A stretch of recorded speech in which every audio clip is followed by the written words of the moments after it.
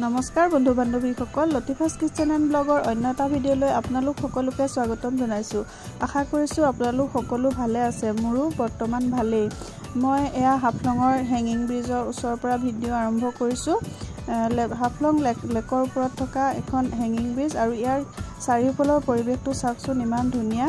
আমি গৈছিলোঁ আবেলি অলপ ফুৰিবলৈ আৰু তাতে কিছুমান ফটো ক্লিক কৰিলোঁ। মই, মোৰ ছোৱালী আৰু ভণ্টিৰ ছোৱালী আমিকেইটা গৈছিলোঁ, এওঁলোকো গৈছিল। সকলো গৈ পেলাই অকণমান ভিডিঅ' কৰিলোঁ আৰু সেই ভিডিঅ'টোকে আজি আপোনালোকলৈ লৈ আহিছোঁ। চাওকচোন কিমান ধুনীয়া পৰিৱেশ।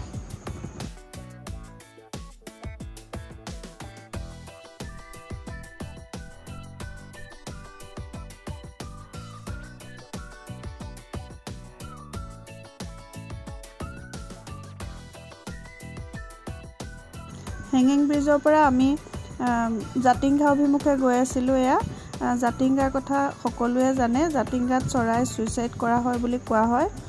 গোটেই পৃথিৱীতে বিখ্যাত এইটো কথা। আজিকালিও আহে, ঠাণ্ডা দিনত হয়। নৱেম্বৰ ডিচেম্বৰ মাহত ইয়ালৈ বহুত ঠাইৰ পৰা পৰিভ্ৰমী চৰাই আহি পৰে আৰু তালৈকে আমি গৈ আছিলোঁ। চাওকচোন পৰিৱেশটো কিমান ধুনীয়া। এয়া বৰাইল পৰ্বতৰ সৌন্দৰ্য। প্ৰাকৃতিক সৌন্দৰ্যৰে ভৰপূৰ এইখন হৈছে জাতিংগা, ডিমা হাছাওৰ অন্যতম ঠাই এখন জাতিংগা। আৰু জাতিংগা পৃথিৱী বিখ্যাত চৰাই ছুইচাইড কৰাৰ কাৰণে বিভিন্ন দেশৰ পৰা পৰিভ্ৰমী চৰাই আহি ইয়াতে ছুইচাইড কৰে। যেতিয়া ঠাণ্ডা বতৰ হয়, এনেকুৱা দিনতে অক্টোবৰ, নৱেম্বৰ, ডিচেম্বৰ এইকেইটা মাহতে ইয়াত চৰাই ছুইচাইড কৰে।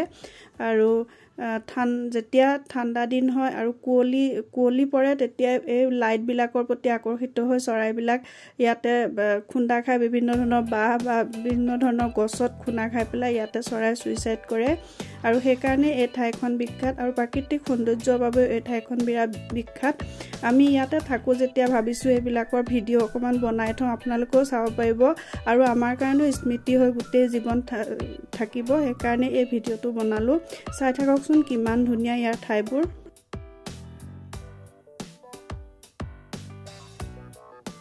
এইটোৱে হৈছে এয়া জাতিংগাৰ বাৰ্ড ৱাচিং টাৱাৰ। ওখকৈ এটা ঘৰ বনাই থোৱা হৈছে। তাৰ পৰা গোটেই জাতিংগাখন ধুনীয়াকৈ দেখা যায়। এই খটখটিকেইটা দি ওপৰলৈ উঠি যাব লাগে, গৈ পেলাই এই ঘৰটো পোৱা যায়। তাতে বিভিন্ন ধৰণৰ পৰিভ্ৰমী চৰাইৰ বিষয়ে লিখা আছে, ফটো আছে, ভাল লাগে তালৈ গৈ।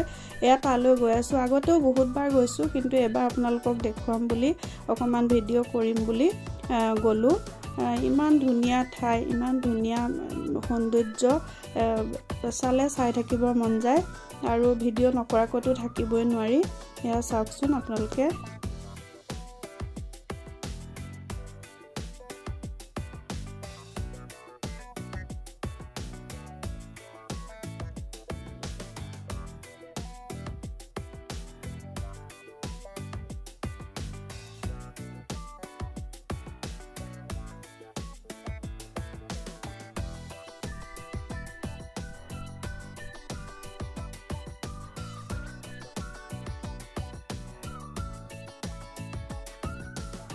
এয়া বাৰ্ড ৱাচিং টাৱাৰৰ ভিতৰৰ পৰিৱেশ। ভিতৰত ধুনীয়াকৈ চোফা পাৰি থোৱা আছে। মানুহ গ'লে, পৰ্যটকসকল আহিলে তাতে বহিব পাৰিব, চাব পাৰিব বুলি।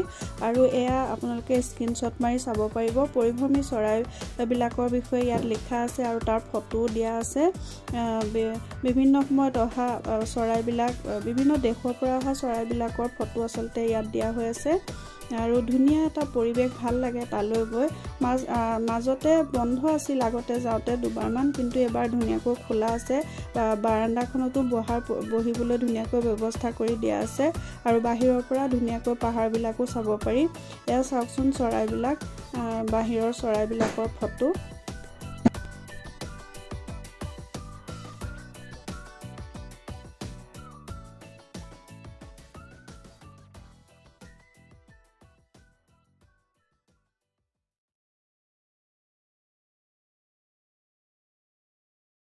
আগতে বহুত চৰাই আহিছিল, কিন্তু আজিকালি কমিল যদিও পৰে ঠাণ্ডাৰ দিনত।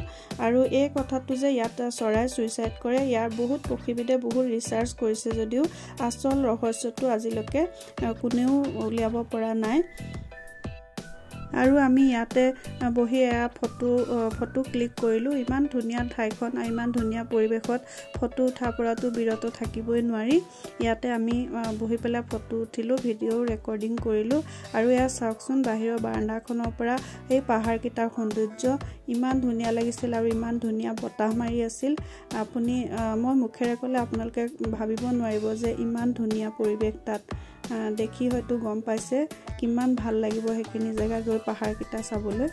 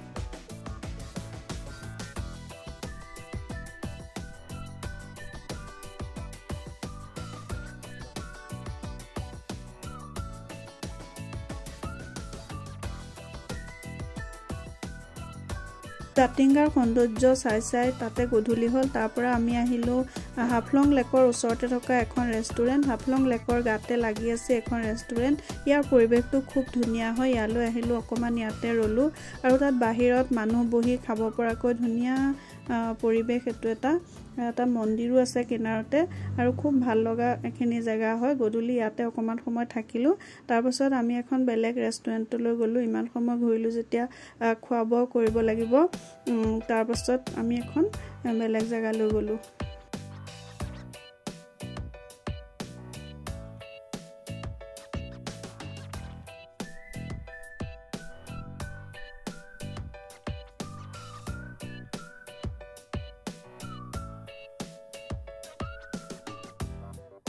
শনিবাৰৰ যিখন বজাৰ হয় আগতে মই ভিডিঅ' দি থৈছোঁ ডেছক্ৰিপশ্যনত লিংকটো দি দিম চাব পাৰিব এই শনিবাৰৰ বজাৰৰ গাতে লাগি থকা এখন ৰেষ্টুৰেণ্টত আমি অলপ খোৱা বোৱা কৰিলোঁ তাৰপাছত এইফালে গ'লোঁ একটো সম্বোধন ফংলো মূৰ্তি হয় আৰু গাৰ্লছ স্কুল আছে ওচৰতে এইখিনি জেগালৈ অকণমান গ'লোঁ তাতে গাড়ীখন ৰখাই থোৱা হৈছিল আৰু এয়া চাওকচোন হাফলঙৰ মাজৰ এইখিনি জেগাৰ পৰিৱেশটো